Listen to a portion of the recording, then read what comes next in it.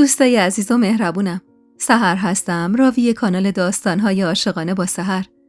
ممنون میشم با سابسکرایب کردن و به اشتراک گذاشتن ویدیوها به ما انرژی بدید.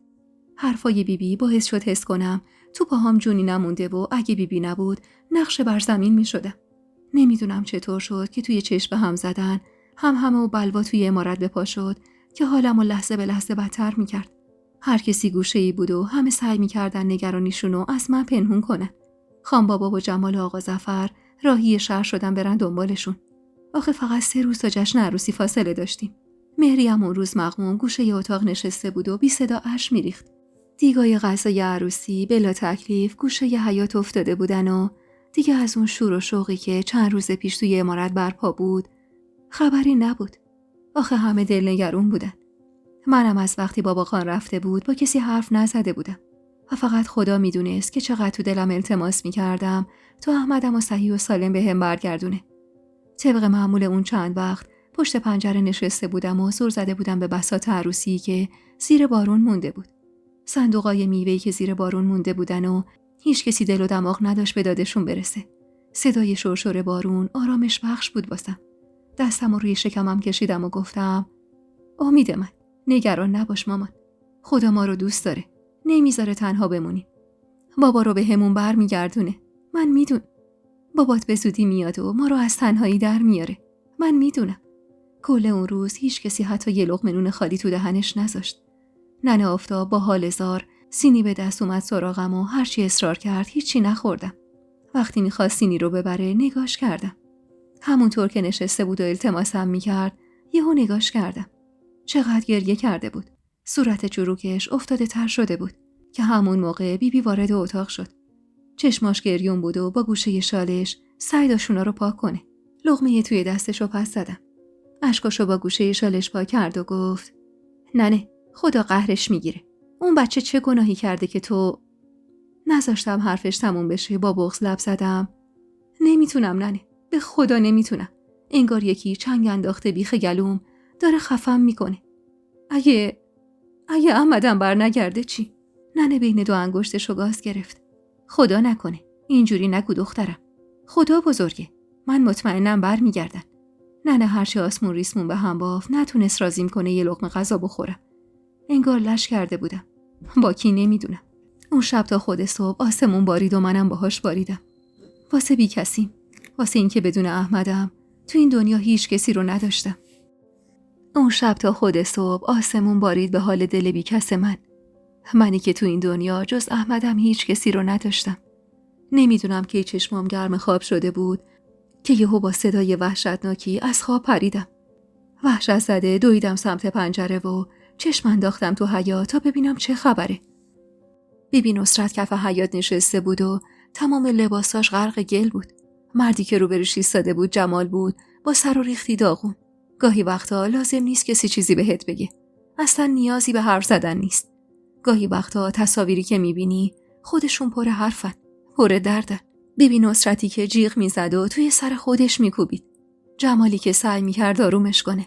اهالی عمارت که یکی یکی میریختن وسط حیاط و منی که دلم نمیخواست هیچ کدوم از این تصاویر رو ببینم. پا به رهن راهی حیاط شدم. دردی توی شکمم حس کردم، اما بی توجه بهش به راهم ادامه دادم. تمام پاهام گلی شده بود و بدنم از ترس شیونا میلرزید. چند قدمی جمال ایستادم و داد زدم احمدم کجاست؟ انگار یه امیدی ته دلم بود. یه حسی که میگفت این رفتارا به خاطر احمد نیست. اما شدت گرفتن گریه های جمال و رو برگردوندنش ازم طعم تلخ حقیقتو به هم چشون. طعمی که خیلی زود بود واسه چشیدنش. روی زمین نشستم و اسم خدا رو فریاد زدم. خدایی که انگار رو ازم برگردونده بود و دیگه صدامو نمیشنید. با مشت توی شکمم کوبیدم. خدایا منو بکش. ننه و زینب سعی میکردن مشتامو کنترل کنن، اما زورشون به هم نمیرسید. با احساس درد بد زیر شکمم چشمامو باز کردم. توی اتاقمون بودم، ولی یادم نمیومد چی شده. چرا تو این حالم؟ صدای آواز پرسوز پیرزنی کل عمارت رو گرفته بود. صدایی که حقیقتی تلخ و به هم یادآوری میکرد. این که تنها عشق زندگی، کسی که نفسم به نفسش بند بود و به همین سادگی از دست داده بودم. پدر بچه‌ای که هنوز پا توی این دنیای نامرد نذاشته یتیم شده بود. نگاهم به محجبین افتاد که روبروم نشسته بود و سرشو به دیوار تکیه داده بود و بی صدا اشک میریخت. صدای آواز پیرزن اونقدر سوزناک بود که بغضم دوباره ترکید و به حقیق افتادم. محجبین با ترس چشماشو باز کرد و هر زده سمتم دوید. دیارا آروم باش، تو رو خدا خواهش میکنم. میونه حقیقم گفتم چرا این ماتم کده اینقدر ساکت محجبین؟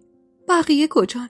در حالی که از شدت گریه نفسش بالا نمی اومد گفت رفتن لب جاده، قراره با ماشین بیارنشون.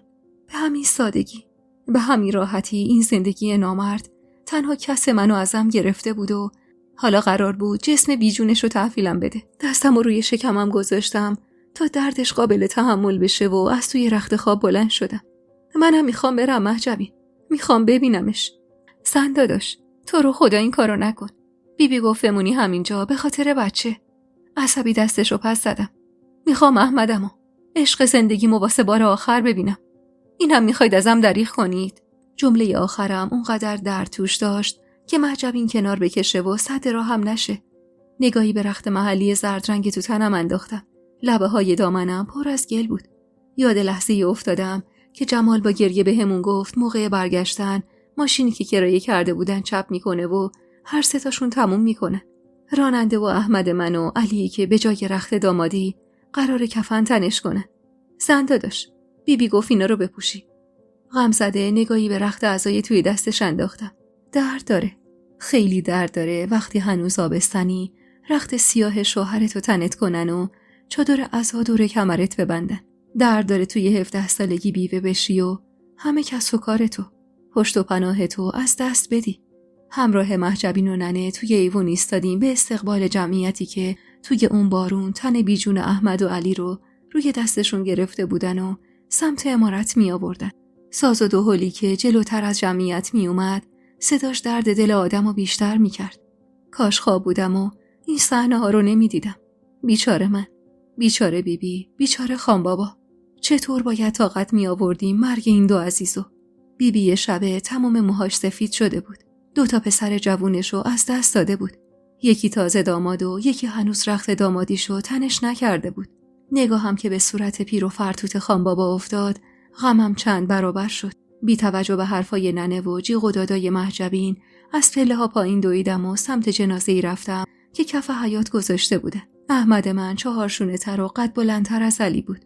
کنار تن بیجونش نشستم و زور زدم به مردی که لای کفن پیچونده بودنش. چجوری دلشون اومد اون قامت رعناشو کفن پیچ کنه.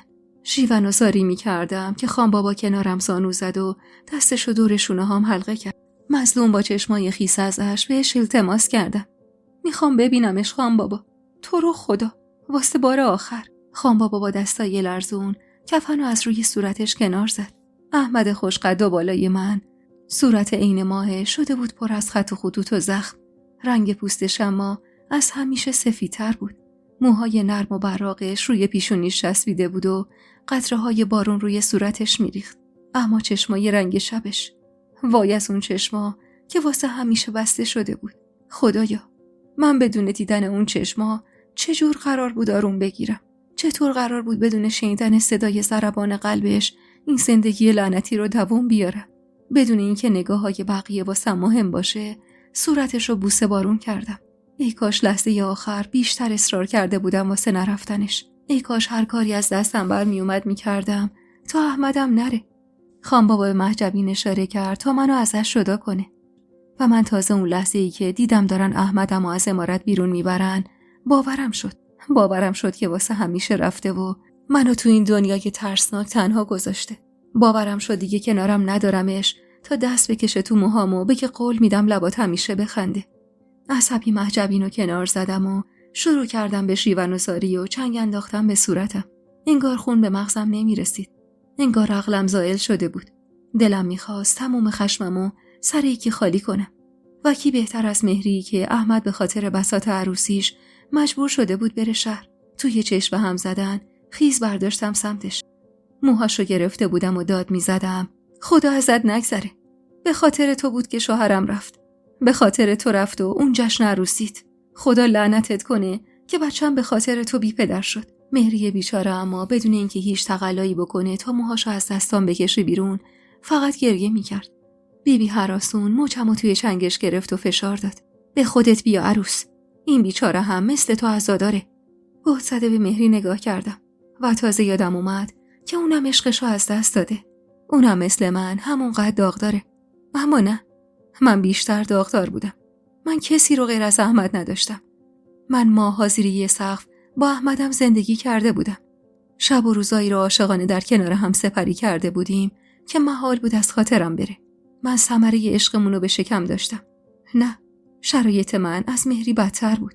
زینب عروس ننه آفتاب زیر بغلامو گرفته بودن و پشت سر جمعیت راهی قبرستون شده بودیم. با فاصله از قبرای کنده شده ایستادم و نگاهمو دوختم به خانبابایی که همراه جمال توی قبر رفتن و احمدم راهی خونه ابدیش کردن. البته در کنارش قلب منو هم راهی خونه ابدی کردن. صدای کر زدن جمعیت موقع خاکسپاری علی اما دردناکترین صدایی بود که توی کل زندگیم شنیده بودم. کنار قبر احمد نشسته بودم و به مهری نگاه میکردم که به خاطر حرف مردم عمه خانم اجازه نمیداد به قبر علی نزدیک بشه و راحت عزاداریشو کنه و با خودم زمزمه میکردم این جماعت دست از سر آدم عزادارم بر نمیدارن. 7 روز تموم توی عمارت مراسم عزاداری به پا بود و من همش توی رخت خواب افتاده بودم. روزی که احمد رو به خاک سپردیم و برگشتیم عمارت دردم بیشتر شده بود که همون وقت به دستور بیبی زری ماما اومد سراغم و معاینم کرد. وقتی گفت به خاطر فشار عصبی و غصه به لکه بینی افتاده و بعید میدونه که بچه سالم بمونه، بیبی ازش خواست هر کاری از دستش برمیاد بکنه تا این بچه سالم بمونه. یه جورایی به دست و پاش افتاده بود. از اون روز به بعد ننه هر چند ساعت یه لیوان دم کرده واسم می آورد و به زور به خوردم میداد. دم کرده هایی که همه سفارش زری ماما بود. اما من یه جوری بی حال و کرخت بودم و روح از تنم پر کشیده بود و مثل یه مرده متحرک شده بودم که حتی دیگه نمیتونستم گریه کنم. از پنجره که چشمم به حیاط عمارت میافتاد قلبم تیر میکشید. توی چشم هم زدنی بساط عروسی از در و دیوار عمارت کنده شده بود و پارچه‌های سیاه جاشونو پر کرده بودن. دیگای بزرگی که قرار بود ناهار عروسی توشون پخته بشه حالا قیمه روز هفتم توش قل میخورد. بی حال دستی به انگشتر توی دستم کشیدم. احمد مهربون و عاشق بیشه من یه هفته بود که اسیر خاک شده بود و زندگی من سیاه‌تر از هر زمانی که فکرش رو می‌کردم. توی این هفته جز مهجبینی که شبا رو تا صبح بالا سرم میشست هیچ کسی رو ندیده بودم. از عالم و آدم بیزار بودم. از خودم و این زندگی خسته شده بودم. شبا تا صبح به جای خالی احمد ظلمی زدم و هر لحظه بیشتر از قبل دلتنگش می‌شدم. یاد زندگی قشنگم و لحظات عاشقانه‌ای که در کنار احمدم سپری می‌کردم میافتادم و قلبم آتیش می‌گرفت. ای کاش تا وقتی بود بیشتر قدرش رو میدونستم. ای کاش خیلی بیشتر بهش گفته بودم چقدر واسم عزیزه و چقدر عاشقانه دوستش دارم. ای کاش و ای کاش و ای کاش. وقتی روز هفتم رفتیم سر خاکش دلتنگی بیشتر از همیشه به هم فشار آورد. باورش برام سخت بود که احمد نازنینم زیر این خروار خاک خوابیده باشه و من اینطور بالای سرش. کاش همون روز تو آغوشش خودم رو جا داده بودم و منو هم با اون به خاک سپرده بودن. اما حالا من اینجا بودم و زمزمه ی حرفای مردمی که انگار نه انگار که اومدن مراسم عزا بیش از آبم میداد. پش حرفاشون که به گوشم میخورد داغ دلم تازه تر میشد. اگه احمدم بود هیچ کسی از گل نازکتر نمیتونست بهم بگه. مثل کوه پشتم بود و اجازه نمیداد خم به ابروم بیاد. اون حتی واسه من تو روی پدر و مادرش هم ایستاده بود. هرچی سعی میکردم حرفاشون رو نشنیده بگیرم نمیشد. دختر یه نسل. اونو ولش کن. خدا به دادش برسه با یه بچه تو شکمش بیوه شده. سر و شکلش هم خیلی خوبه. رو هوا میزننش. هر کدوم از این جملاتو از زبون یکی میشنیدم. با غم و اندوه فراوان، با غمی به وسعت آسمونا، پر شالم رو روی صورتم کشیدم و از ته دل زار زدم واسه خاطر بخت بدم. بخت شوم و نحسی که نصیبم شده بود. واسه خاطر دل بیکسم که اینجوری زیر دست و پای این جماعت له میشد و من توان شکوه و شکایت نداشتم. بعد از مراسم جماعتی که به اسم عزاداری یه هفته تموم تو عمارت اتراق کرده بودن عزم رفتن کردن. با خالی شدن عمارت تصمیم گرفتم برم دیدن خانبابا. دلم بیشتر از هر کسی واسه اون پر میکشید. آخه خانبابا بوی احمدمو میداد. به در و دیوار عمارت چنان گرد و غمی پاشیده بودن که هیچ صدایی از کسی در نمی اومد. هوای عمارت هم اونقدر سرد بود که انگار وسط چله زمستونیم و انگار نه انگار چند روزی میشه بهار شده. خوب یادمه. فقط 4 روز از پر کشیدن احمدم میگذشت و در حالی که همه رخت اعضا تنمون بود و هر کس توی اتاق خودش کس کرده بود، وارد سال 42 شدیم. نوروز اون سال نه خبری از سفره 7 سین و سبزی گندم بود، نه خبری از رخت و لباسای نو. زندگی قشنگم به یک بار ویران شده بود. وقتی پشت در اتاق بابا خان ایستادم، هیچ صدایی از اون طرف در نمی اومد. با شک تقی آرومی به در زدم و منتظر شدم. اما وقتی خبری ازش نشد، تمام جرأتمو جمع کردم و دستگیره در رو فشار دادم. خان بابا روبروی در روی تشکچه همیشگیش نشسته بود و زل زده بود به یه جای نامعلوم. توی همین یه هفته قد 10 سال پیرتر شده بود. سعی کردم بغض توی گلومو پس بزنم و صداش کنم. خان بابا. نگاه غمگینشو که توی چشمام دوخت، قلبم واسه یه لحظه از کار ایستاد. خان بابا تنها کسی بود که قبول داشتم دردش بیشتر از منه. حتی بیشتر از بیبی. کم چیزی نبود از دست دادن 2 تا جوون رعنا که یکیش قرار بود رخت دومادی تن کنه و اون یکی هنوز رخت دومادی از تن در نیورده، میخواست طعم پدر شدن رو بچشه. اما زمونه بیرم به هیچ کدوم رحم نکرده باشه. با دیدن دست خان بابا که سمتم دراز شده بود، اشکام روونه گناهام شد. چقدر نیاز داشتم به مهر و محبتش. عین یه دختر بچه خودم رو تو آغوشش جا دادم. دلم میخواست ساعتها تو همون حالت بمونم و دم نزنم. خان بابا دستشو نوازشوار روی سرم میکشید. دیارا، بابا جان، این طفل معصوم تنها یادگار احمد منه. عین چشمات مواظبش باش. بغض به هم اجازه نمیداد جوابشو بدم و وقتی سکوتمو دید دوباره ادامه داد. این بچه هر چی که باشه نور چشم منه. دختر پسرش اصلا دیگه مهم نیست. مهم اینه که یادگار پسرمه. با این حرفش گریم شدت گرفت. تمام این 7 روزو به این فکر میکردم که اگه بچم دختر شد چه بلایی سرمون میاد. اما حالا با این حرف بابا خان آروم گرفته بودم. سرمو بلند کردم و زل زدم تو چشماش. بابا خان، انشاءالله سایتون 120 سال بالا سرمون باشه. سرشو تأسف‌وار تکون داد و نگاهشو ازم گرفت. هی دختر، تو چه میدونی عمر طولانی با غم از دست دادن اولاد چه عذابیه؟ اگه میدونستی اینجوری نفرینم نمی کردی. و من اون لحظه درد عمیق حرف بابا خان رو با پوست و استخونم حس کردم. روزها و هفته ها بدون حضور احمد سپری می شد و من هر روز بیشتر از روز قبل افسرده می شدم. جای خالی احمد چیزی نبود که بشه به این راحتی دیده شد دم نزد. از زندگی دست کشیده بودم و 1000 بار به سرم زده بود یه بلایی سر خودم و بچه توی شکمم بیارم. بیبی از ترس این که چیزیم بشه معجبینو اجیر کرده بود تا با هم اتاق بشه.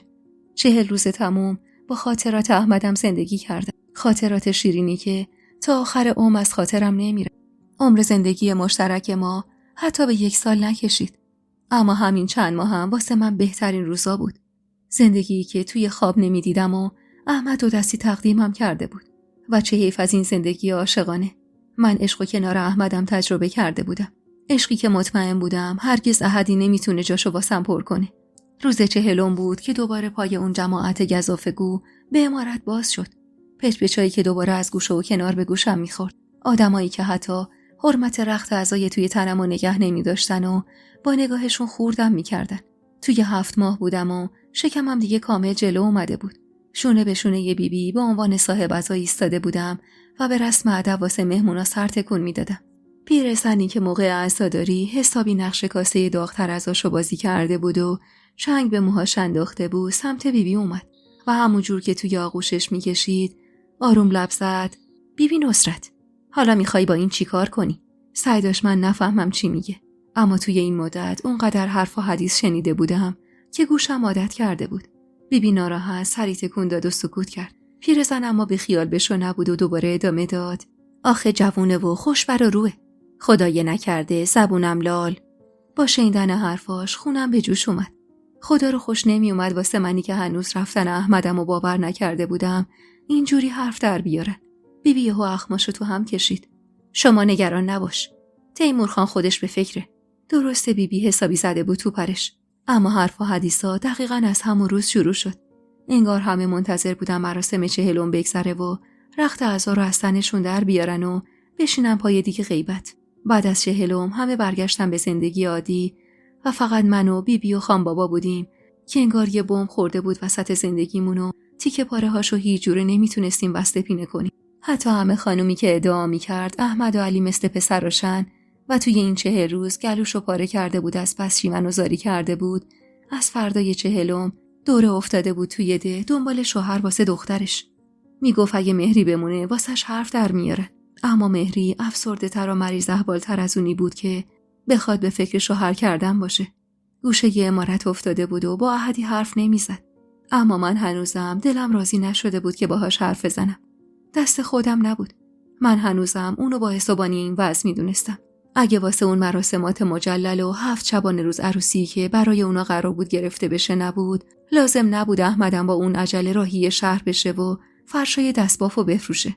خوب یادمه اواخر 7 ماهگیم بود که یه پیرزن و 2 زن جوون از چند تا دهون طرفتر اومدن عمارت. از تر و وضعشون و اون چشمای از حدقه بیرون زدشون، موقع دیدن در و دیوار عمارت مشخص بود خان و خانزاده نیستن. عمه گلبز در حالی که با دمش گردو میشکست راهنماییشون کرد برن مهمون خونه. فهمیدن این که واسه چه کاری اومده بودن اینجا اصلا کار سختی نبود.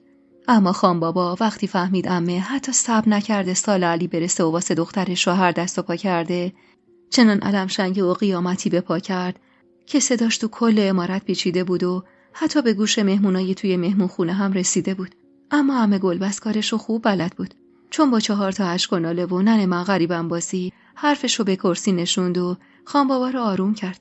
گرچه خان حاضر نشد تو مراسم خواستگاری شرکت کنه، اما عمه به همینم راضی بود. وقتی خان بابا به حالت قهر از عمارت زد بیرون، عمه دست باچه دستی به لباساش کشید و رو به بیبی نصرت گفت به خدا که از سرخوشی این کارو نمی‌کنم.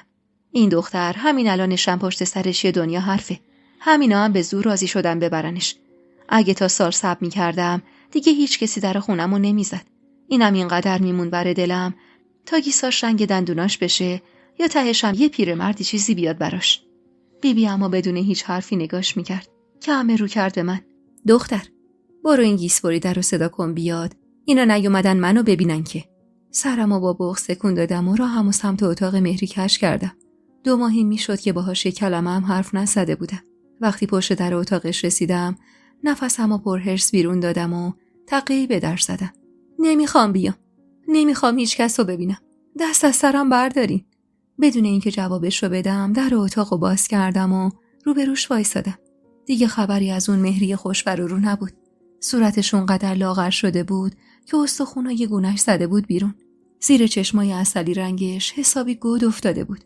موهای لخت و طلاییش ژولیده و به هم ریخته دورش ریخته بود. قلبم از دیدنش به درد اومد. سعی کردم به بغضی که با دیدن حال روز مهری نشسته بود تو گلوم رو ندم و اخمامو کشیدم تو هم. پاشو بیا مهمون خونه، عمه منتظرته. بیام که چی بشه؟ که شوهرم بده.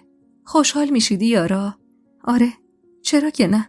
شماها از خداتون اون منو شوهر بده تا نگاهتون به ریخت نحسم نیفته، تا هی یادتون نیاد چه اتفاقی افتاده، که یادتون نیاد همه اینا به خاطر پا قدم من بود.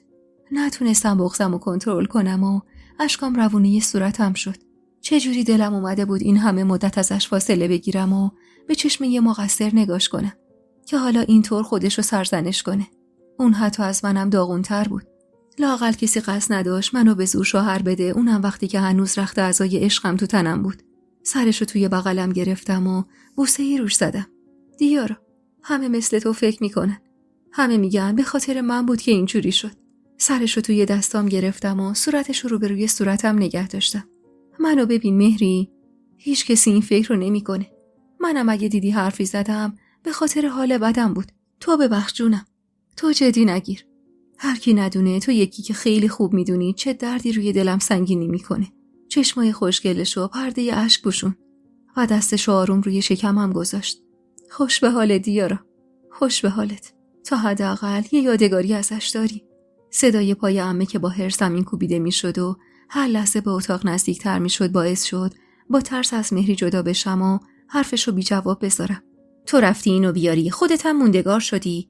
خجالت زده نگاهم بین عمه و مهری چرخید. عمه گلبز عصبی سمتش رفت و نیشگون ریزی از بازوش گرفت که آخه مهری در اومد. دختره یه خیره سر، اینقدر خون به جیگر من نکن. میخوای با این سر و ریختت همینا رو هم فراری بدی؟ همینجوری که به جون مهری غر میزد رفت و از گنجه گوشه اتاق شونه چوبی رو برداشت و اومد و افتاد به جون موهای مهری. با دیدن موهای گره خورده مهری که نشون میداد خیلی وقتشونه نشده، یاد حرف بی نصرت افتادم. وقتی خودش موهامو شونه میزد، با صدای بغض‌داری گفت: زن وقتی عصا داره نباید موهاشو شونه بزنه. اما تو آبستنی و خوبیت نداره گره توی موهات باشه. وقتی همه به زور موهای مهری رو مرتب کرده بود و بازوشو گرفته بود توی چنگش و داشت میکشوندش سمت در، دلم خون بود و کاری ازم بر نمی اومد. مهری کسی بود که تو روزای بی کسیم تنهام نذاشته بود و حالا داشتم نابود شدن زندگیشو به چشم میدیدم. وقتی با حال زار ازم خواست تنهاش نذارم، نتونستم مقاومت کنم. با اینکه پا گذاشتن توی اون مهمون خونه حالمو بد میکرد، اما دست رد به سینه‌اش نزدم و همراهیش کردم. شاید اون مجلس مسخره ترین مجلس خواستگاری بود که تو تمام زندگیم دیدم. هنوز رخت عزاتن همه بود و دلیل این همه عجله عمه رو واقعا نمیفهمیدم. مهری کم کسی نبود. خواهرزاده خام بود. مگه میشد رو دستشون بمونه؟ نمیدونم. شایدم میمون. من که از فرهنگ مردم اون روستا کامل مطلع نبودم. به محض ورودمون پیرزن نگاه خریدارانه‌ای به مهری انداخت و با لحن چندشی گفت: شالتو باز کن ببینم شپش مپشی نداشته باشی. انگار اصلا نمیدونست طرف مقابلش کیه و کجا اومده. انگار اومده بود بقالی و سعی داشت جنسی که میخواد بخره عیب و ایرادی نداشته باشه.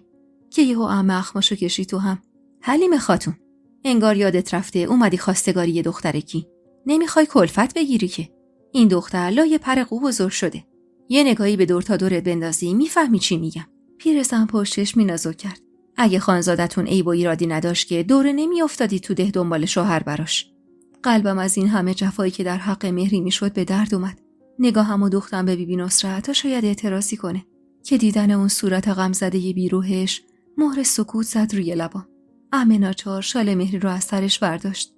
چشمامو بستم تا نبینم عشق علی چطور جلوی چشماشون راه رفت و خم و راست شد تا مطمئن بشن دست و پاش عیب و ایراد نداره. کجا بود علی که ببینه با معشوقش چه میکنن؟ خب به سلامتی. فقط میمونه یه چیزی. درسته برادر ما سن و سالش بیشتره و یه بچه داره، اما هرچی باشه مرده. راستش تو همه دهاتای اطراف پیچیده که عروسی پسر خان عزا شده و ما میخوایم دختری رو بگیریم که چند سال نشون کرده یه پسر خان بوده. از سر کنجکاوی چشم باز کردم و زل زدم به زن جوانی که داشت این حرفا رو میزد و انگار که از حرف زدنش دو دل باشه به من و من افتاده بود. اگه اجازه بدین ما میخوایم قابل معاینش کنه که خدای نکرده پس فردا حرفی پشت سرمون در نیاد.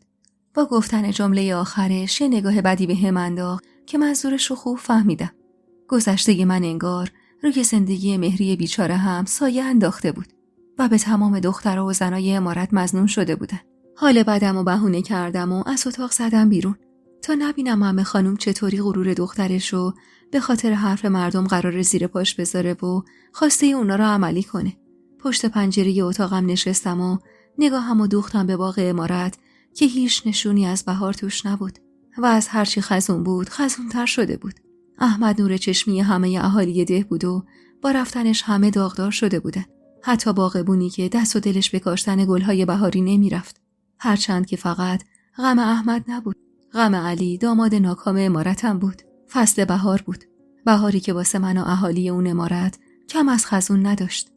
نمیدونم چقدر تنهایی توی اتاقم نشسته بودم، اما وقتی به خودم اومدم که مهمونا از پشت پنجره اتاقم رد شدن و سمت دروازه امارت رفتن، نفسمو با صدا بیرون دادم و از ته دلم با عاقبت به خیریه مهری دعا کردم.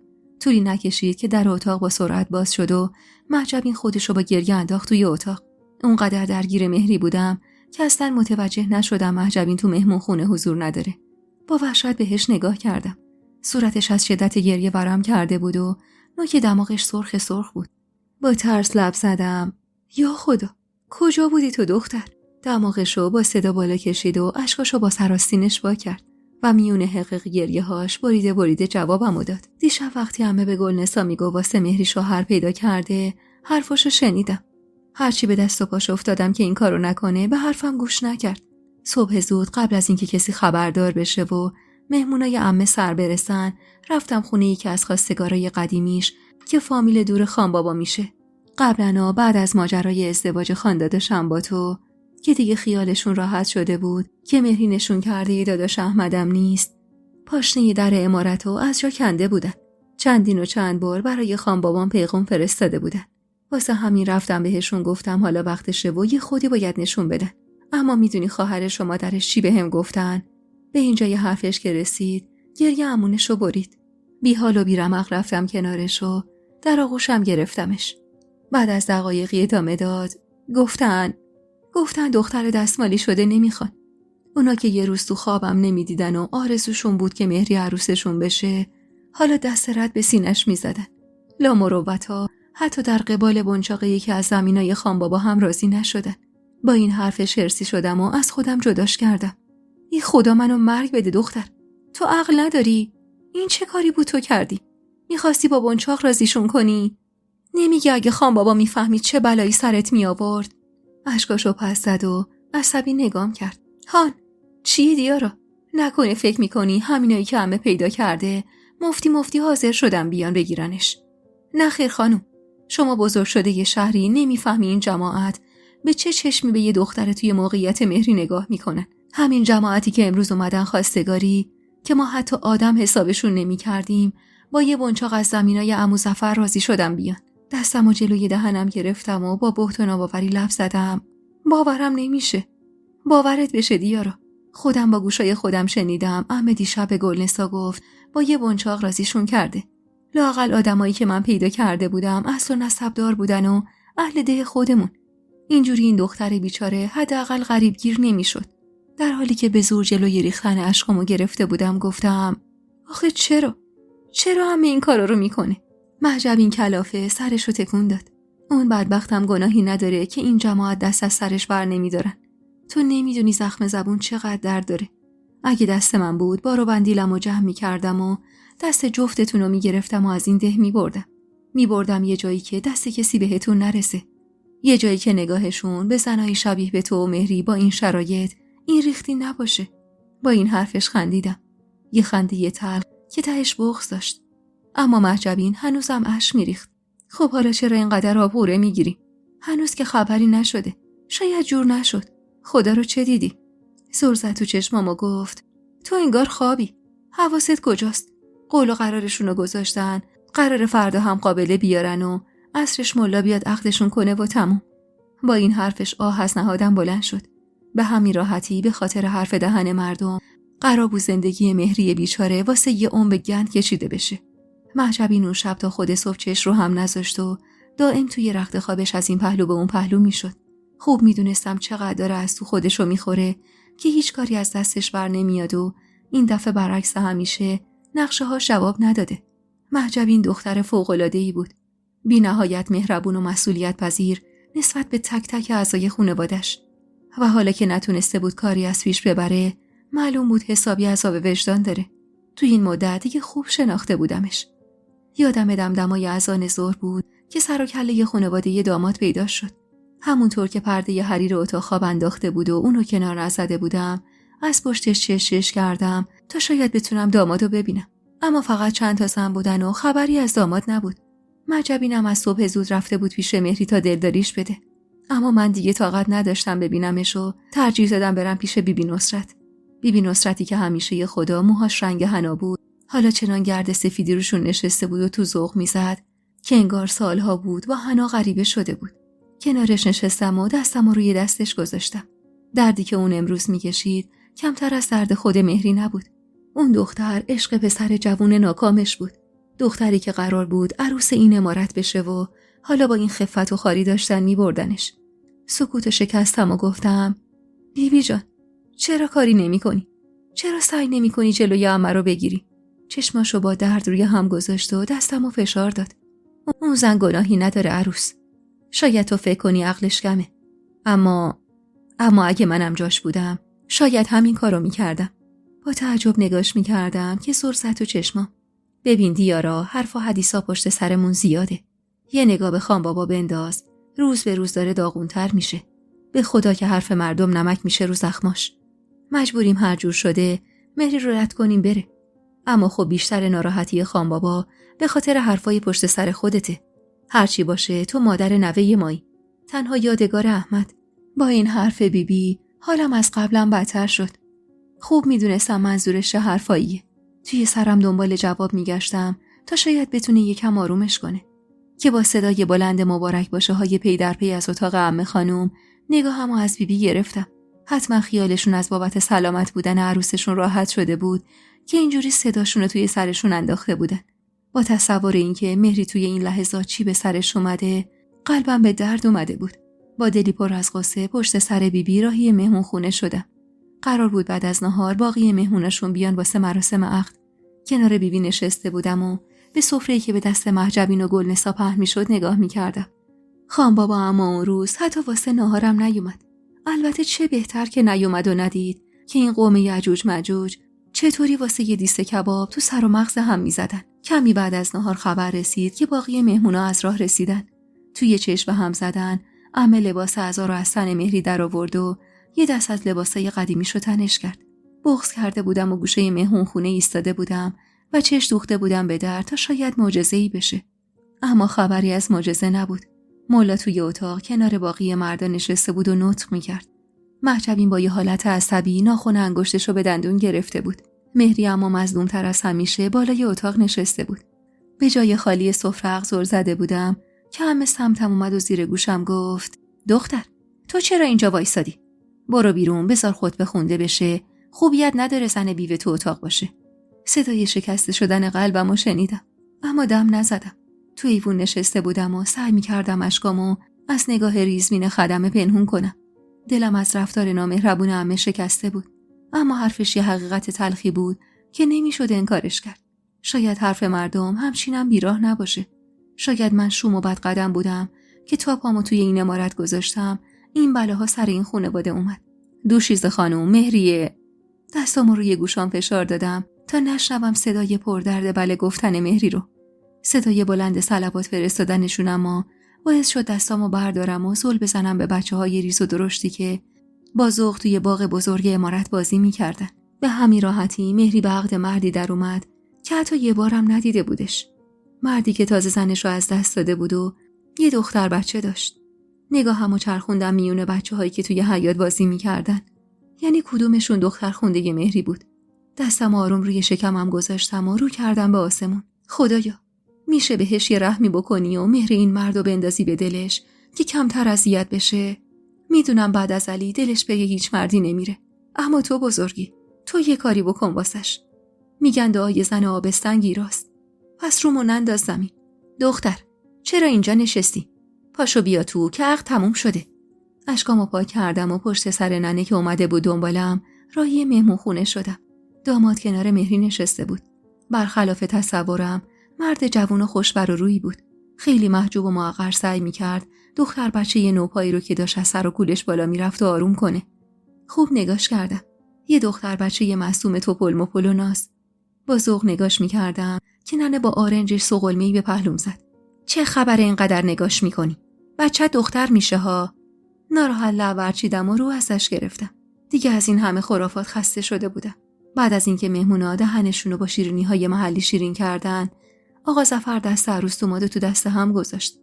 نمیدونم اون لحظه با دیدن اون صحنه چرا هر چقدر سعی کردم یاد علی و ناکام از دنیا رفتنش نیفتم، نشد که نشد. با خودم گفتم وقتی این حال و روز منه، پس حالا بیبی و خان بابا و محجبین تفلک چه حالی دارن؟ برخلاف انتظار اهل عمارت که فکر می‌کردن تا یه فی داماد بعد از بسته شدن عقد عزم رفتن میکنن، حلیم خاتون پاشو روی پاش انداخت و خطاب به عمه گفت: والا میخواستیم بریم، اما دیگه هوا تاریک شده، خطر داره با زن و بچه و تازه عروس و چند تا گاری جهاز راه بیفتیم بریم ده خودمون. امشب رو میمونیم تا هوا روشن بشه، بعد زحمتو کم میکنیم. با این حرفش تو گوش عمه کرد که انتظار یه جهاز حسابی ازش داره. البته که نیازی به گوش زده حلیم خاتون نبود و خیلی وقت بود که صندوقچه‌های جهیزیه مهری تا طاق اتاقش چیده شده بود. ننه توی مطبخ یه ریز غر میزد و بساط شامو حاضر میکرد. زنی که یه غربتی فکر میکنه با خر طرفه. میگه راه شب خطر داره. هر کی ندونه من که خوب میدونم این جماعت از خداشونه یه شب تو عمارت سر رو بالش بذارن. کجا بهتر از عمارت اربابی؟ بریز و بپاش و بخور و بخواب. کلافه از غرغرای تموم نشدنی ننه نفسمو پر صدا بیرون دادم و یه پیاله از کوزه واسه خودم آب ریختم و سر کشیدم. ننه، یعنی فردا با خودشون میبرنش؟ هرسی برگشت نگام کرد. این آدمایی که من میبینم بعید میدونم خودشونم بخوام برن. چه برسه که عروس ببرن. از هرس خوردنش خندم گرفته بود. ولی سعی کردم خودمو کنترل کنم. عمارت اونقدر شلوغ پلوغ بود که ترجیح میدادم همینجا تو مطبخ کنار ننه بمونم تا اینکه لابلای یه مشت آدم غریب تاب بخورم. ننه عصبی کفگیر برنج رو توی سبد انداخت. ای بابا، ببین تو رو خدا چطوری عمارت رو سرشون گذاشتن. مردم ده بشنون چی میگن؟ نمیگن تو عمارتی که داغدار 2 جوونه، عروسی به پا شده، کم پشت سر تیمور خان و خانواده‌اش حرف هست، با این کارا بدترم میشه. خدایا خودت شر این حلیم خاتون رو از سرمون کم کن. بی فکر گفتم مگه شما میشناسید حلیم خاتونو؟ اون که مال این روستا نیست. چپ چپ نگام کرد و دوباره کفگیر رو توی چنگش گرفت. کیه که این جادوگر رو نشناسه؟ آوازه جادو جنبلاش تا چند ده اونورترم میره. خدایا توبه. ولی میگن با اجنه در ارتباطه. اینی کشیدم و دستم رو روی دهنم گذاشتم که ترسیده برگشت سمتم. وای خدا مرگم بده. من چرا این حرفا رو واسه زن پا به ماه میگم؟ بی خیال پلوی توی دیس شد و مشتی اسفند روی دستش گرفت و دور سرم تاب داد و تون تون زیر لب آیه های قرآن رو خون. اما تمام فکر من پی زندگی مهری بود. اون شب همه توی مهمونخونه دور یه سفره نشستیم. اما وقتی فامیل داماد واسه خاطر غذا تو سر و کله هم میزدن، تمام حواس من پی نگاه تلخ خانبابا بود. شام به هر بدبختی و جون کندنی بود خورده شد. ننه با کمک زهرا و زینب واسه مهمونا تو اتاق رخت خواب پهن کرد. عمه هم واسه عروس دوما توی اتاق مهری. یاد هجله خودم و احمدم افتادم که بعدها فهمیده بودم کامل سلیقه مهری و مهجبین بوده و منی که به خودم قول داده بودم واسه شون جبران کنم. اما الان دست و دلم به هیچ کاری نمیرفت. اونقدر داغ احمد سنگین بود که اگه سالها هم میگذشت به این راحتی سرد نمیشد. اون روزا من با یه مرده متحرک هیچ فرقی نداشتم. فقط سعی میکردم ظاهرم و کمی حفظ کنم تا خانبابا بیشتر از اون چه که هست اذیت نشه. یادم وقتی اون شب با حالی گرفته چپیدم توی اتاقم تا بتونم واسه ساعتی آرامش داشته باشم، با دیدن مهجبینی که کنج اتاق بو کرده بود و همینطور اشک میریخت، منم به اشکام اجازه باریدن دادم. اون شب حال جفتمون بد بود و حتی وقتی سکوت مطلق عمارت رو گرفت خواب به چشممون نیومد. عجیب دلتنگ احمد بودم و قلبم تو سینم بیقراری میکرد. در و دیوار اون عمارت بدون احمدم به هم فشار می آورد. اما امشب قصه مهریم به داغ دلم اضافه شده بود. تا خود سحر مهجبین از خاطرات بچگیش با مهری گفت و من بی صدا اشک ریختم. هوا روشن شده بود که صدای داد و هواره مرد توی عمارت پیچید. مهجبین طرافرز شالش رو سرش پیچید و از اتاق رفت بیرون. اما من به خاطر شکمم کند شده بودم. قلبم تون تون میکوبید تا خودم رو رسوندم به اتاق مهری. همه با چشمای پف کرده و صورتای به هم ریخته دم اتاق جمع شده بودن. حلیم خاتون که معلوم بود حسابی زابرا شده بود، عصبی داد زد. چی شده؟ چه خبرته کریم؟ چرا کله سحری؟ کل عمارت رو سرت گذاشتی و نره میزنی؟ داماد که حالا فهمیده بودم اسمش کریمه دستی به صورتش کشید. الله اکبر. چی میگه ننه؟ دختره نیست. فرار کرده. وحشت زده جیغی کشیدم و دستمو به دیوار گرفتم. آقا ظفر عصبی یقه پیرهن کریمو توی چنگش گرفت. چرا چرت میگی مرتیکه؟ کجا فرار کرده؟ حتما همین جاهاست. کریم با همون حالت عصبی دست به سینه شد و به دیوار پشت سرش تکیه داد. باشه آقا ظفر، پس پیداش کن وگرنه آبروتو میبرم. به دستور آقا ظفر هر کس یه طرف رفت واسه پیدا کردن مهری. اما من دلم مثل سیر و سرکه میجوشید و میون جمعیت دنبال مهجبین میگشتم. چشمم سیاهی میرفت و سعی میکردم توی اون شلوغی که هر کسی از بغلم رد میشد و یه تنه بهم میزد تعادلمو حفظ کنم. اما از ترس فکر و خیالات توی سرم پاهم شروع کرده بود عین بید لرزیدن، طوری که سر پا موندنم معجزه بود. حلیم خاتون صداشو توی سرش انداخته بود و به همه بد و بیراه میگفت. دلم واسه همه کباب بود. یه گوشه نشسته بود و در حالی که گریه میکرد محکم روی زانوهاش میکوبید. هر کسی یه چیزی میگفت. یکی میگفت شاید فرار کرده. اون یکی میگفت خونه ی آشناها رو بگردید، حتما به اونا پناه برده. اون یکی میگفت از اولش هم معلوم بود این دختره وصله ناجوره. نگاهی به ننه انداختم که با رنگ و روی پرید سمتم اومد و دستشو دور کمرم حلقه کرد. دختر، تو اینجا چی میخوای؟ نمیگی این کولیا میزنن بهت زبونم لال یه چیزیت میشه؟ با ترسا به دهنمو قورت دادم. ننه، مهجبین کجاست؟ نگاهشو میون جمعیت چرخوند و شونه‌هاشو بالا انداخت. نمیدونم والا ننه. همین جاها دیدمش. حتما داره پی مهری میگرده. با دختر بیچاره کاری کردن که سر به بیابون گذاشت.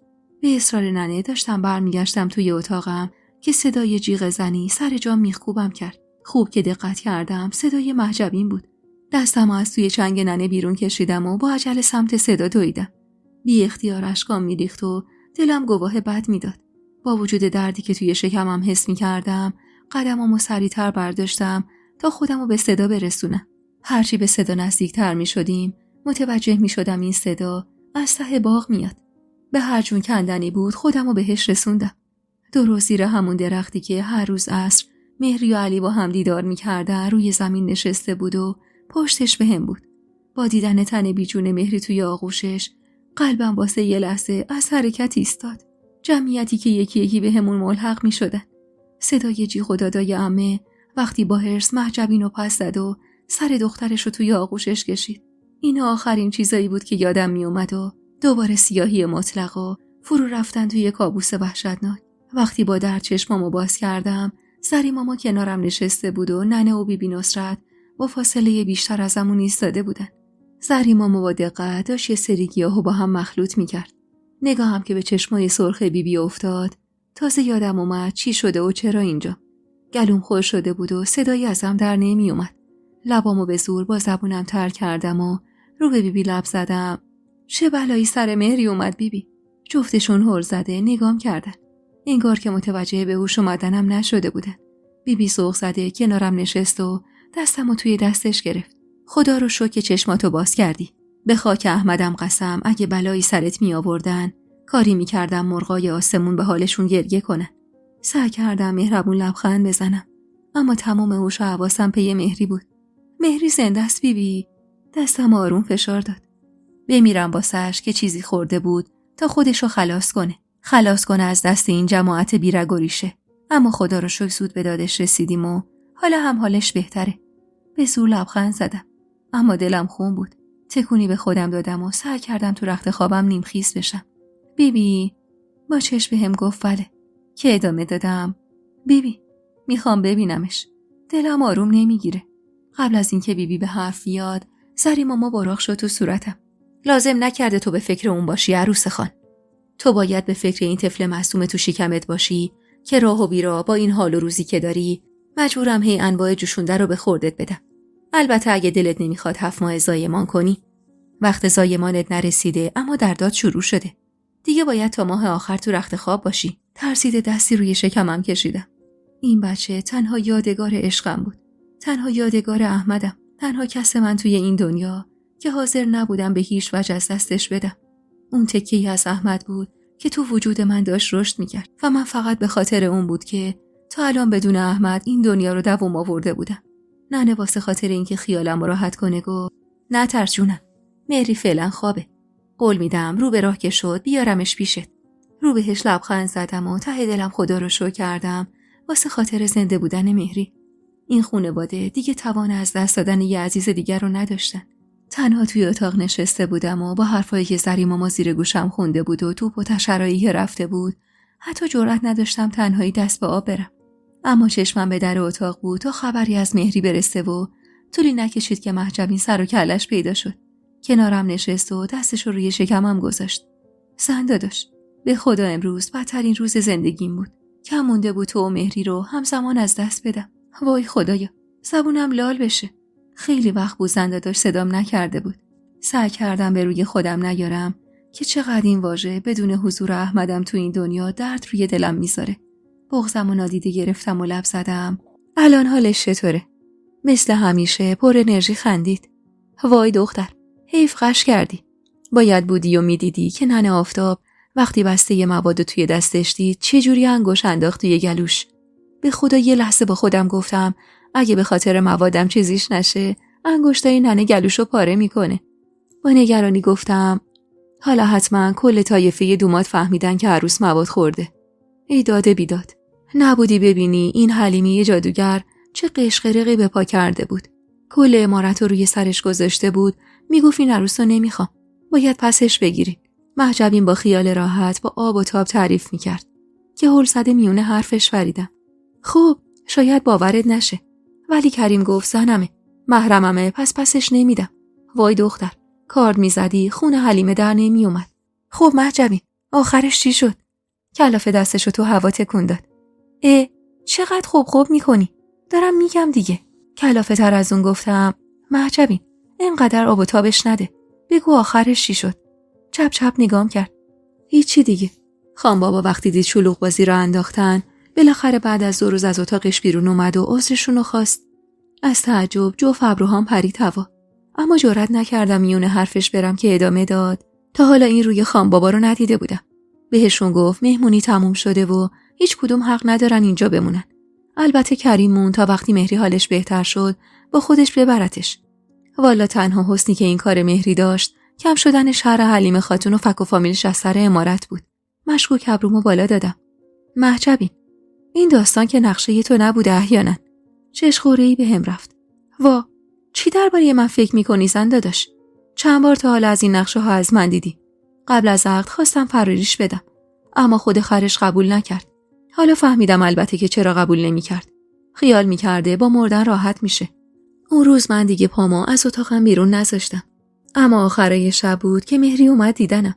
رنگش اینه گچ شده بود و زیر چشماش گود افتاده بود. سعی کردم این مهجبین خودمو شاد نشون بدم، شاید یکم از درداش کم بشه. 3 تامون بازیگرای ماهری بودیم و خوب واسه هم دیگه نقش بازی میکردیم. اون شب آخرین شبی بود که مهری توی امارت میموند و قرار بود فردا صبح همراه کریم راهی دهشون بشه. اون شب مهجبین تمام تلاششو کرد تا ذهن مهری رو از فردا و آینده‌ای که در انتظارش بود دور کنه. ولی بعید میدونم موفق شده بود. همونجور که نتونسته بود فکر و خیالای بد و از ذهن من بشوره و ببره. فردای اون روز صبح خروسخون به زور تونستم ننه آفتاب رو راضی کنم تا واسه بدرقه کردن مهری با اهالی امارت همراه بشم. شونه به شونه بیبی ایستاده بودم و به کریم نگاه می‌کردم که سرخوشانه صندوقچه‌های جهیزیه مهری رو سوار گاری می‌کرد. صدای گریه کردن مهری در حالی که عمه خانمو بغل کرده بود دل هر کسی رو آب می‌کرد. مهری یک به یکمونو توی آغوش می‌کشید. وقتی نوبت من رسید سرمو نزدیک گوشش بردم و گفتم من بیشتر از هر کسی تو این امارت درکت می‌کنم. اما یادت نره آرزوی علی خوشبختی تو بود. یه کاری کن به آرزوش برسه و روحش در آرامش باشه. با بغض نگام کرد و ازم فاصله گرفت. چه حرف مسخره‌ای بهش زده بودم. آخه چطور ممکن بود بدون علی خوشبخت بشه؟ اونم وسط اون قوم عجیب و غریب. خان بابا اون روز با اینکه برای بدرقه نیومد اما کار بزرگی در حق مهری کرد. اونم فرستادن زینب به عنوان ندیمه شخصیش بود. کریم وقتی فهمید اعتراض کرد و گفت پول واسه سیر کردن شکم ندیمه نداره. اما خان بابا خیالش راحت کرده بود که ماهانه مبلغی رو به عنوان مخارج ندیمه واسش میفرسته. وقتی مهری از دروازه امارت بیرون میرفت، ننه آفتاب در حالی که اشک میریخت قرآن بالا سرش گرفت و با دعای خیر بدرقش کرد. خوب یادمه وقتی گاری با صدای بدی راه افتاد و میون گرد و خاکی که به پا کرده بود گم شد، عمه خانم مچ دست ننه رو توی چنگش گرفت و نذاش کاسه آب و پشت سرشون خالی کنه. پیرزن، تو انگار عقل تو کلت نیست. مگه داره میره سفر قندهار که پشت پاش آب میریزی؟ میخوای هرچه زودتر برگرده؟ وای خدایا، توبه. و بعد با هرس کاسه رو از دستش گرفت و با قدمای تند رفت سمت امارت. با دهن باز به جای خالی عمه نگاه میکردم. حتم داشتم اگه از ترس بیبی و رسیدن خبر به گوش خان بابا نبود، پشت سر یه دونه دخترش سنگ سیاه پرت میکرد تا خیالش تخت بشه واسه همیشه رفته و خبری از حرف و حدیثای مردم نیست. با رفتن مهری حال هوای امارت از اون چیزی که بود بدتر شد. هر کسی تو لاک خودش بود و صدایی از کسی در نمی اومد. از همه بدتر مهجبین پرشور و انرژی بود که تبدیل شده بود به یه دختر تلخ و عصبی که کسی جرئت نداشت باهاش هم کلام بشه. روزای آخر آبستنی رو میگذروندم و سنگینی بیش از حدم عذابم میداد. اما چیزی که بیشتر از همه عذابم میداد حفره خالی شده توی قلبم بود. 97 روز از پر کشیدن احمدم میگذشت و تنها دلخوشی من واسه ادامه زندگی اون بچه‌ای بود که امید داشتم شبیه احمد باشه تا شاید بتونم داغ دلمو اندکی باهاش تسکین بدم. تمام این روزا هر روز صبح خان بابا ناشتایی نخورده میرفت سر خاک پسرا و من فقط یه بار موفق شدم رازیش کنم همراهش برم. اما همون یه بار نگاه‌های تند و تیز مردم اونقدر عذابم داد که ترجیح دادم دیگه پامو از امارت بیرون نذارم. به دستور زری ماما روزی چند دقیقه توی باغ همراه ننه آفتاب قدم میزدم تا زایمان راحت‌تری داشته باشم. اون روزم طبق معمول رفته بودیم تو باغ. لبه یه ایوون نشستم تا ننه بره واسم شربت سکنجبین بیاره. آخه زیاد پیاده روی کرده بودم و چشمام سیاهی میرفت. به درختا نگاهی انداختم. اواخر بهار بود. یاد حرف احمد افتادم که میگفت دخترمون بهار به دنیا میاد. و سیل اشکم جوری روونه شد که نمیتونستم جلوشو بگیرم. یه دونه از شکوفه های درخت کنار دستم و چیدم و بو کشیدم. عطر خوشش سرمستم میکرد. عطر خوشش رو وارد ریه هام کردم و به جای خودم و احمد با هم بو کشیدم. زن، من که نمیتونم ناموس پسرم رو شوهر بدم. با شنیدن صدای پچ پچ فار خان بابا گوشامو تیز کردم. درست زیر پنجره اتاقش نشسته بودم. پس میخوای دست بذاری رو دست تا مردم هر چی میخوان بگن. صدای بیبی بود که داشت با خان بابا صحبت میکرد. قلبم یهو گواه بد داد و به تپش افتاد. چی داری میگی زن؟ یعنی میگی به خاطر حرف مردم شوهرش بدم؟ پس اینجوری چه فرقی با اون گلبسه بی عقل دارم؟ اصلا ناموس پسرمو بدمش دست کی؟ بله آقا، کار درستو همون گلبس کرد. با شوهر دادن دخترش دم دهن مردمو گل گرفت. من که نمیگم بده به غریبه عقدش کنه. واسه جمال خودمون عقدش میکنی. با شنیدن حرفای بیبی احساس کردم کل در و دیوار عمارت دور سرم میچرخن. دستمو به دیوار گرفتم تا بلند شم. اما یهو روی دو زانو زمین خوردم و نقش زمین شدم و یهو درد کل وجودمو گرفت و لحظه به لحظه بیشتر شد. نگاهم به رد آبی بود که زیر پامو خیس کرده بود. تمام حواسم پی جمله آخر بیبی بود. خیال تخت. از ملا پرسیدم وقتی زایید میتونیم عقدش کنیم. چقدر مونده تا زایمانم؟ یادم نمیاد. یعنی دردمو نمیداد که فکر کنم. صدای قدمای با عجله ننه توجهمو جلب کرد. از ترس حرفای بیبی بود یا از درد اومدن بچه که اشکام یکی یکی روی گونه ها میریخت. اشکایی که همین چند دقیقه پیش در فراق احمد ریخته بودم و تازه خوش شده بود. از درد به خودم میپیچیدم. بیبی بالا سرم نشسته بود و دعا میخون. اونقدر درد داشتم که حس میکردم هر لحظه ممکنه نفسم بند بیاد. تشک زیر پامو چنگ میزدم و دندونامو رو هم فشار میدادم. دردم لحظه به لحظه اما بیشتر میشد. بیبی کلافه از جاش بلند شد و همون جوری که سمت در میرفت زیر لب غرغر کرد. کجا موندن اینا پس؟ دختره داره از دست میره. هنوز بیبی به در اتاق نرسیده بود که مهجبین با عجله درو باز کرد و گفت زری ماما اومد. زری ماما اومد. بیبی زیر لب داشت غرغر میکرد که زری ماما همون جور که به جون مهجبین غر میزد هولش تا سمت درو به هم نزدیک شد. من نمیدونم دختر عزب تو این اتاق چی کار داره. خانم بزرگ بگو آب داغ و پارچه نخی تمیز آماده کنن. بیبی با نگرانی دستاشو تو هم فشار داد و نگاهی به در انداخت و گفت آفتاب رفته بیاره. الاناست که بیاد. زری ماما با اخم و تخم نگاهی به بیبی کرد. این دختره هم بنداز بیرون. چه معنی داره دختر مجرد تو اتاق زاو باشه؟ وقتی مهجبین از در اتاق بیرون میرفت خان بابا رو قرآن به دست پشت در دیدم. نگاهم که به چشمای خیس خان بابا خورد یهو دلم لرزید. الان باید احمد من اون پشت ایستاده بود و دلنگرانم بود. اما نمیشد با تقدیر جنگید. اینم سرنوشت من بود. توی اون لحظات از خدا خواستم بچه سالمی به هم بده تا شاید کمی از غمی که روی دل هر کدوممون بود رو کم کنه. با آمدن ننه آفتاب زری ماما یه دستمال نخی گوله کرد و گذاشت لای دندونام. اینو گاز بگیر و زور بزن. میفهمی چی میگم؟ همش بسته به خودته. من اینجا فقط یه وسیله‌ام. وحشت زده سرمو تکون دادم و با تمام توان دستمال توی دهنم و گاز گرفتم. از درد به خودم میپیچیدم و هنوز خبری نبود. بیبی دستمو توی دستش گرفت و بوسید. دخترم، قربونت برم. دیگه آخراشه. فقط یکم دیگه مونده. و منی که دیگه نا و رمقی برام نمونده بود و زری ماما سعی میکرد با سیلیای پی در پی بیدار نگهم داره تا یه وقت خودم یا بچه تلف نشیم. اون لحظه‌ای که بیبی قربون صدقم رفت و گفت فقط یکم مونده یهو حس کردم احمدم از در اتاق وارد شد. اومد کنارم نشست و بوسه‌ای به پیشونیم زد و بعد دستمو گرفت و کنار گوشم لب زد. دلربای من، ممنون که این مدت مراقب بچه‌هامون بودی. الانم اینقدر نترس. تو زن قوی هستی. از پسش برمیای. من مطمئنم. اومدم حرفی بزنم و ازش گله کنم که چرا تنهام گذاشت و رفت. که یهو درد بدی پیچید توی تنم که مجبور شدم چنگ بزنم به دست بیبی. و بعد از اون صدای گریه‌های بی‌وقفه نوزادی که توی اتاق پیچید تمام دردایی که کشیده بودم و از یادم برد. زری ماما بچه رو توی هوا گرفت و بند نافش رو قیچی کرد و با ذوق و شوق گفت مبارک خانم جون، مبارکه. بچه پسره. پسر. یعنی امیدم اومده بود. سعی کردم سرمو بلند کنم و صورتش رو ببینم. بیبی اما سوق زده بچه رو بغل کرد و لای پارچه پیچید و با عجله بلند شد و دوید سمت در تا بچه رو نشون خانبابا بده. اما همون وقت درد بدی پیچید تو بدنم. هنوز چند دقیقه نشده بود دردم تموم شده بود که دوباره شروع شد. سری ماما دست باچه برگشت کنارم و با ترس نگام کرد. چته دختر؟ چه خبرته؟ تموم شد رفت. چرا قربت بازی در میاری؟ دستشو چنگ زدم و بریده گفتم درد دارم سری ماما، درد دارم. اما حرف سری ماما که با صورت شوکه به هم زد منو پرت کرد به چند دقیقه پیش، زمانی که روح احمدم اومده بود کنارم تا دلداریم بده و لحظات سخت زایمان و درد کشیدنا رو واسم راحت‌تر کنه. احمد گفته بود بچه هامون. میونه دردام تو فکر و خیالاتم غرق بودم که یهو سری ماما گفت شاید دومیش تو راهه. خدایا حکمتتو شکر. 2 رو بردی، میخوای 2 به جاش بذاری تو دامنشون. چشمامو روی هم گذاشتم و از ته دل داد کشیدم. همزمان با پیچیدن صدای نوزاد در اتاق باز شد و مهجبین با چشمای از حدقه در اومده سر زد به بچه توی دسته زری ماما.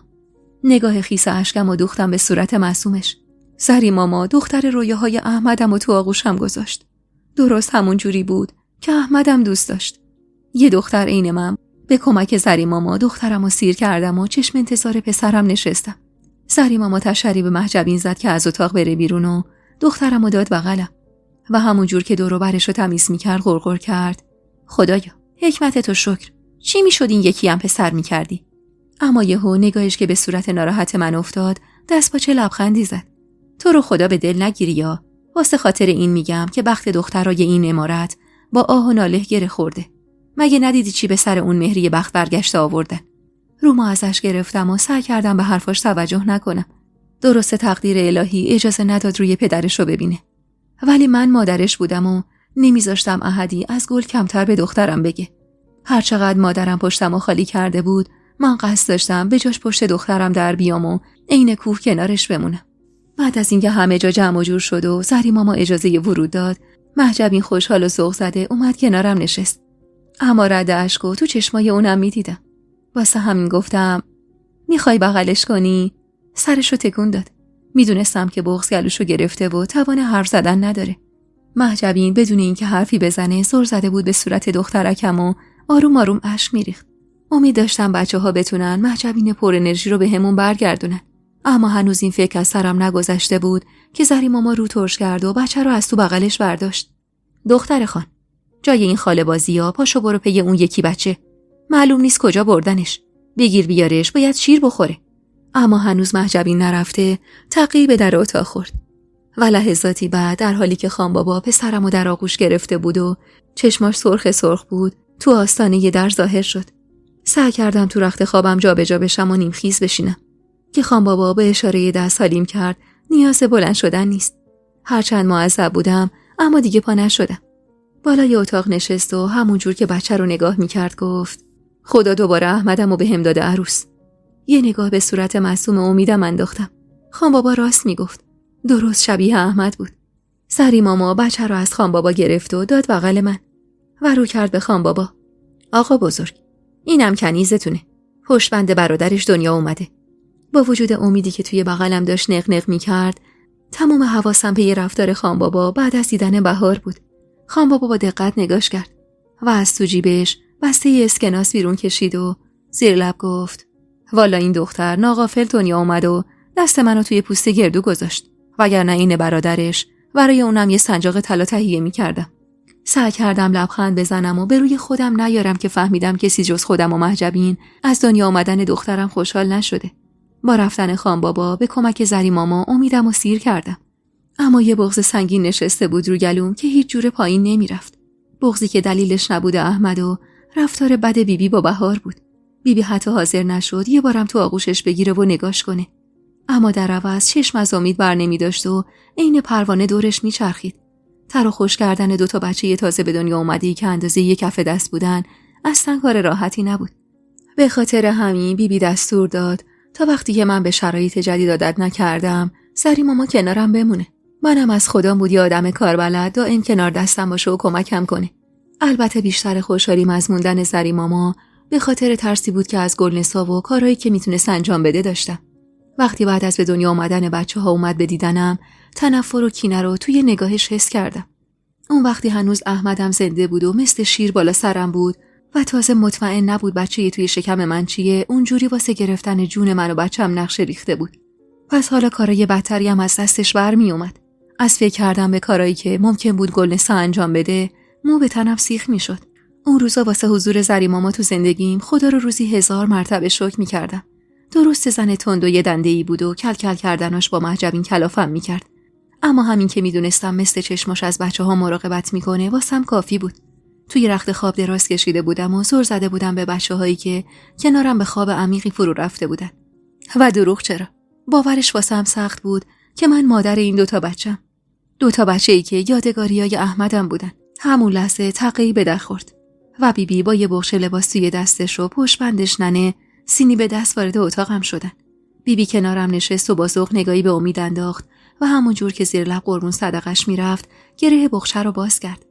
نگاهم که به لباسای نوزادی توی بخچه افتاد، بغض گلومو گرفت. لباسایی که بیبی روزای اول آبستنی واسه بچه توی شکمم دوخته بود. یاد روزای افتادم که به خاطر بچه تورایی احمد چه جشن و سروری توی عمارت به پا شده بود. بیبی با ذوق دونه دونه لباسا رو در می آورد و جلوی چشم زری ماما می گرفت. ببین اینا رو زری. وقتی 2-3 ماهش بود با دستای خودم واسش دوختم. اون موقع‌ها نمیدونستم 2 بچه تو راه داریم. وگرنه بیشتر میدوختم. یواشکی قطره اشکی که لجوجانه داشت راه گونه‌هامو پیش میگرفت و با سرانگشتم گرفتم. دوست نداشتم با غم و ناراحتیم تو ذوق بیبی بزنم. نه تنها بیبی، بلکه همه اهالی عمارت بعد از ماها خنده رو لبشون اومده بود و دلم نمی اومد با بهونه‌گیریام این روزا رو به کامشون تلخ کنم. بعد از اون بیبی سینی رو کشید جلو. بگیر دختر. این رختا رو تنت کن، بچه شیر میدی، خدا رو خوش نمیاد سیاه تنت باشه. نگاهمو دوختم به لباس آبی رنگی که از توی سینی برداشته بود و تو دستش گرفته بود. اما من دلم نمیخواست لباس عزامو از تن در بیارم. نه بیبی، اصلا نمیتونم. هنوز از رفتن احمد 1 سالم نگذشته. بیبی اخماشو تو هم کشید. رو حرف من حرف نیار دختر. یعنی میخوای بگی از منی که مادر اون 2 خدا بیامرزم عزادارتری؟ دلم میخواست بگم آره. اما نگاهم به لباس توی تنش خورد و متوجه شدم که رخت عزاشو در آورده. اما کی نمیدونم. یه رخت محلی سرمه‌ای رنگ تنش بود. بغضمو به زور کنار زدم و سعی کردم اشکام نریزه پایین. بیبی، شما بچه‌هاتونو از دست دادید. اما من تنها کسمو دارو ندارم و از دست دادم. انگار حرفم به مزاقش خوش نیومد که لباسا رو پرت کرد گوشه ی اتاق و با اخمای درهم از اتاق بیرون زد. ننه سری جای خالی بیبی رو کنارم پر کرد و همونجور که یه قاشق پر از کاچی جلوی دهنم میگرفت با یه لحن آروم لب زد. دخترم، بیبی خیر و صلاح تو میخواد. خوبیت نداره زن شیرده سیاه تنش باشه و عزاداری کنه. شیرش تلخ میشه. دلم نمیخواست به ننه آفتاب بگم وقتی اون روز که برای پیاده روی رفته بودیم باغ برگشتنی روی ایوون نشسته بودم چیا شنیدم از پشت پنجره. اما یه حسی ته دلم بود که میگفت بیبی واسم نقشه داره و میخواد با در آوردن رخت عزا از تنم نقشه هاشو هرچه سریعتر عملی کنه. به هر سختی بود لب باز کردم. اما ننه، من دلم نمیخواد به این زودی از عزا در بیام. فقط خدا میدونه چه داغی روی دلم مونده. داغی که فکر نمی کنم تا آخرین لحظه زندگیم سرد بشه. ننه دستی به چشمای ترش کشید و رو کرد به زری ماما که کنار بچه‌ها نشسته بود. تو یه چیزی بهش بگو زری ماما. بگو اینجوری شیرش تلخ میشه. سکوت زری ماما باعث شد ننه کوتاه بیاد و قاشق کاچی رو دوباره جلوی دهنم بگیره. چی بگم؟ هر جور خودت میدونی. من که گفتنیا رو گفتم. حالا 4 قاشق از این بخور تا جون بگیری. ناسلامتی مادر 2 بچه‌ای. باید جسم و جون داشته باشی یا نه؟ بعد از خوروندن کاچی به من، ننه از سر جاش بلند شد و رو کرد به زری ماما. زری، تا چشمت بهشون هست من برم پی بساط نهار. با رفتن زینب حسابی دست تنها شدم. زری ماما سری تکون داد و کنارم نشست. اما تو چشماش یه غمی میدیدم که از جنس غم توی دل خودم بود. نگاهی به پشت سرش انداخت تا از رفتن ننه خاطر جمع بشه و سرشو نزدیک صورتم کرد. گوله این حرفاشونو نخور دختر. این جماعت واسط نقشه ریختن. میخوان رخت سیاه هستنت در بیارن و بنشوننت پای سفره عقد اون جمال اوباش. با این حرفش وحشت زده سر زدم تو چشمای ریز و سیاهش که ادامه داد. نمیدونم حکمت خدا چیه که اون 2 جوون دست گلو برد و این جمال لاابالی اوباشو گذاشت بمونه. تا اینجا غریبی دختر. از شهر اومدی و از رسم و رسومای این ده خبر نداری. نمیذارن کفن شوهرت خشک بشه، زرتی ور میدارن میشوننت پای سفره عقد با برادرش. حالا دیگه واسه‌شونم مهم نیست یا زن و بچه داره یا اصلا پیر و خرفته یا شایدم بچه ساله. فقط به خیال خودشون اینجوری از ناموس اون مرده بدبخت مراقبت میکنن. سری ماما حرف میزد و لحظه به لحظه من بیشتر قالب توهی میکردم. انگار یکی چنگ انداخته بود به سینم و قلبمو تو دستش مچاله میکرد. خدایا این بدبختی رو دیگه باید کجای دلم میذاشتم؟ چرا من اینقدر تو زندگیم سیاه بخت بودم؟ چرا آرامش به من نیومده بود؟ سری ماما حال روزمو که دید دستمو تو دستش گرفت. خدا ازم نگذره. نشستم واسه زن زائو درد و دل میکنم. قصه نخوری یا یه وقت خدای نکرده شیرت خشک میشه دین این بچه‌ها میمونه گردن من. خدا خودش بزرگه. خودش هواتونو داره. ولی من از این گلنسای خیر ندیده میترسم. عین شیر زخمی شده. واسه همینم هست که قبول کردم خون زندگیمو ول کنم تا چلت تموم نشده بمونم ور دلت. همینطور که دستم تو دستش بود واسه تشکر و قدردانی کمی فشارش دادم. آخه اصلا زبونم نمیچرخید که حرفی بزنم. از فکر کردم به اون آینده ترسناکی که ممکن بود برام رقم بخوره روح از تنم جدا شده بود.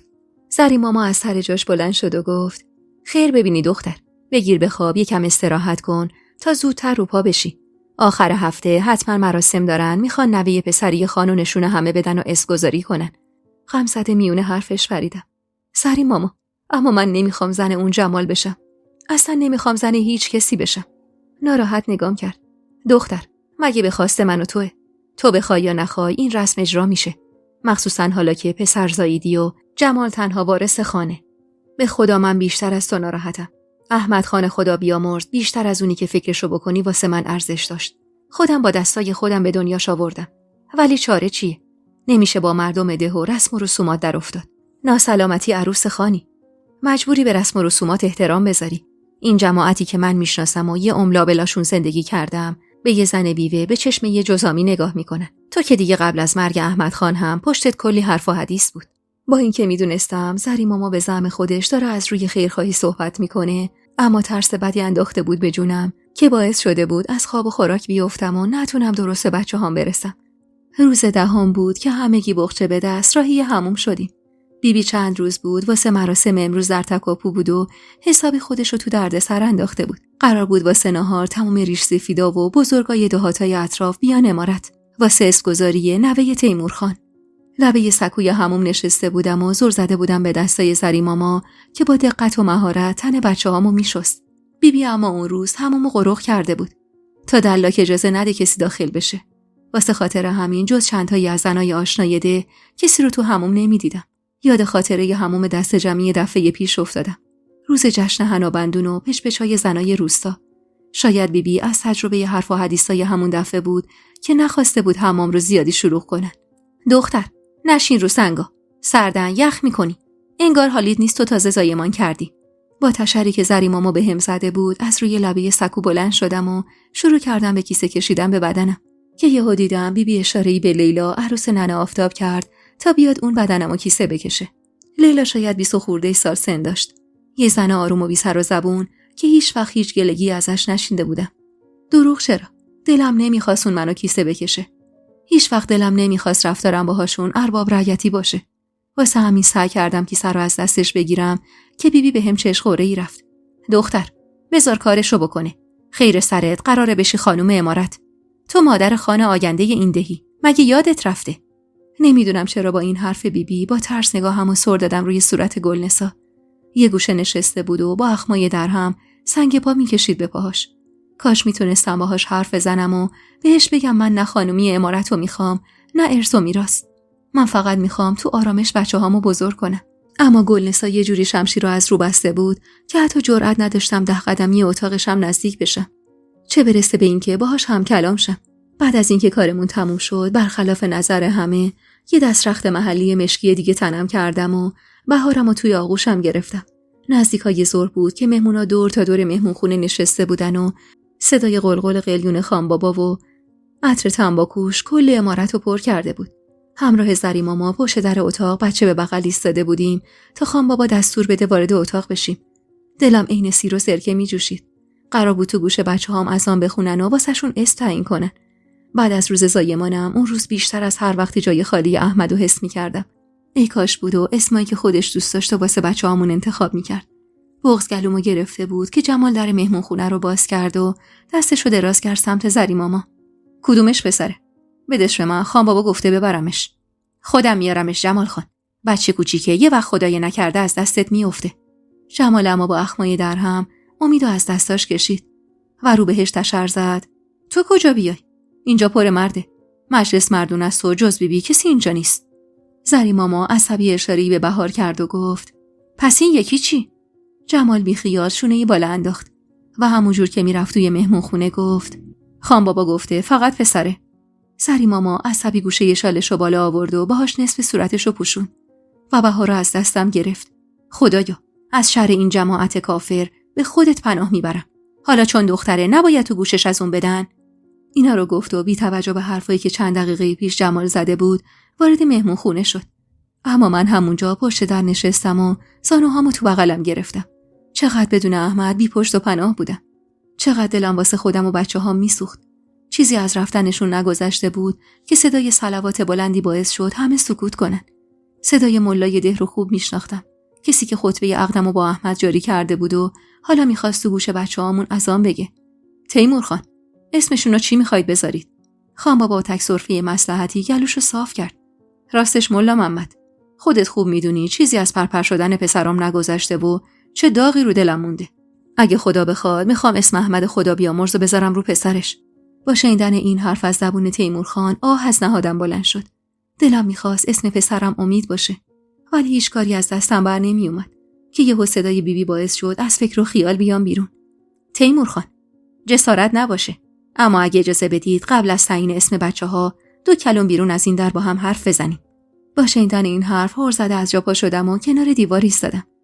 خان بابا و بیبی که از تو مهمون خونه اومدن بیرون، بیبی درو چف کرد و با صدایی که حتی امکان آورده بودش پایین رو کرد بهش. آخه تیمور خان، مرد حسابی، این چه حرفیه میزنی؟ کی اسم جوونای ناکامشو میذاره رو طفل معصومش؟ خدا رو خوش نمیاد، اصلا شگون نداره. به خدا اگه این کارو کنی ازت نمیگذرم. با این حرف بیبی انگار یه چراغ ته دلم روشن شد.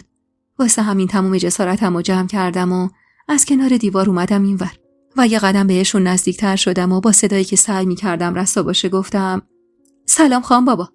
برگشت سمتم.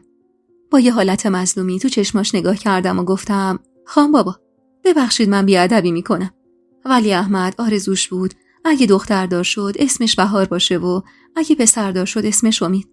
خان بابا اما انگار صدامو نشنیده باشه، فقط دستی به سیبیلاش کشید و برگشت توی اتاق. بیبی هم پشتبندش وارد اتاق شد و درو بستن. هنوز چند ثانیه از رفتنشون نگذشته بود که صدای اذان گفتن ملا محمد تو گوشم پیچید. صدایی که باعث شد بغض توی گلوم بشکنه و اشکم راهی گونه‌هام بشه. درسته که فقط اسم بهار و احمد گفته بود، اما خب منم مادر بودم.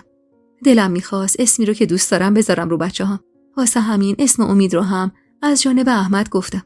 نمیدونم چقدر گذشت، اما اون قدری بود که اسم بچه‌ها رو اعلام کردن و من با شنیدن اسمشون از زبون ملا میون گریه‌هام لبخند نشست رو لبام. دمدمای غروب بود که مهمونا عزم رفتن کردن. منم خوشحال از این که اسم بچه‌هام همونطور که خودم و احمد دوست داشتیم شده بود، سر از پا نمیشناختم و بعد از مدت‌ها شادی مهمون قلبم شده بود. اون روز بیبی به خاطر داغدار بودنمون مراسم زنونه رو کامل کنسل کرده بود. کنار زری ماما تو اتاق نشسته بودم و با دقت به حرکات دستاش نگاه می‌کردم. کهنه بهار رو عوض کرد و قنداقش رو محکم دورش بست. همه کارای بچه‌ها رو خودش انجام میداد. منم فقط به بچه‌ها شیر میدادم. زری ماما امید و دمر کرد روی زانوش و شروع کرد کمرش رو ماساژ دادن. از سر شب بچه‌م بیقراری می‌کرد و یه لحظه آروم نگرفته بود. زری ماما میگفت حتما تو مجلس چش خورده. با نگرانی چش دوخته بودم به حرکات دستای زری ماما که با مهارت خاصی روی تن نحیف امیدم بالا و پایین میشد. دختر، جای اینکه اینجا بشینی و منو نگاه کنی، پاشو برو از آفتاب یه مش اسفند بگیر، بیار بالا سر بچه تاب بدم. شاید آروم گرفت. بدون هیچ تعللی از جا پریدم و از اتاق بیرون زدم. دلم اما این سیر و سرکه می جوشید. نگران بچه بودم. قدممو تند کردم تا زودتر برسم به مطبخ. ننه آفتاب عین فرفره تو مطبخ میچرخید و بساط شام رو آماده میکرد. صدق سر کارای زری ماما خوب جای اسفندا رو بلد بودم. از بس که از روز تولد بچه‌ها هر روز خدا یه مش اسفند دود کرده بود و دور سر هر ستامون تاب داده بود. پر اسفند کردم و بی سر و صدا قدم برداشتم سمت اتاقمون. اما وقتی از جلوی اتاق خانبابا میگذشتم، صدای پچ‌پچ چند نفر توجهمو جلب کرد. با اینکه آدمی نبودم که بخوام فالگوش وایسم، یکی فضولی کنم، اما انگار اون شب خواست خدا بود که یه حسی ته دلم میگفت گوش وایسا. دور و برمو نگاه کردم و وقتی از خالی بودن راه رو مطمئن شدم، سرمو به در اتاق خانبابا چسبوندم تا راحت‌تر صداشون رو بشنوم. مگه نمیخواید من عقدش کنم؟ پس باید به حرفم گوش بدید. صدای جمال بود که از عصبانیت میلرزید. میدونستم دارن در مورد من حرف میزنن. از اضطراب اینکه کسی منو تو اون حال نبینه، کف دستام خیس عرق شده بود و همینجور میلرزید. گوشمو بیشتر به در نزدیک کردم که صدای بیبی رو شنیدم. بچه‌م راست میگه تیمور خان. هر چی باشه قرار اون واسه بچه‌ها پدری کنه. حق داره همچین چیزی ازمون بخواد. حرف بدی هم نزده. قلبم توی سینم بیقراری میکرد. دل تو دلم نبود بفهمم خواسته ی جمال چیه که واسه خاطر راضی کردن خانبابا اینجوری به جلز و ولز افتادن. صدای عصبی خانبابا که برخلاف اون دوتا هیچ تلاشی واسه پایین آوردنش نمیکرد تو کل عمارت پیچیده بود.